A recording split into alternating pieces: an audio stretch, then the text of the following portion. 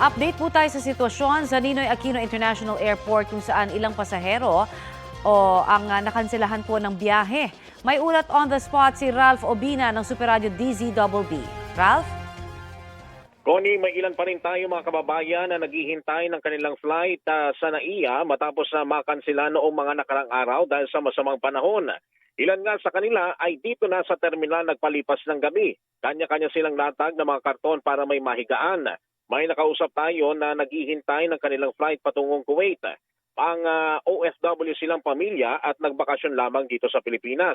July 24, nakansilaan niya ang kanilang biyahe sa Zamboanga City patungong Manila dahil sa sama ng panahon. Kahapon sila dumating sa NAIA pero nakansila naman ang biyahe nila mula Manila patungong Kuwait. Bukas pa sila nakakuha muli ng flight pa Kuwait kaya dito muna anya sila sa NAIA mamamalagi. Samantala, sa panayam naman ng Super Radio DZBB, tinayak ni Attorney Chris Bendijo, tagapagsalita ng MIAA, ang commitment ng mga airline company na mahabol ang mga recovery flight. Prioridad anya na isalpak sa mga available na flight ang mga may hinahabol na biyahe gaya ng mga OFW.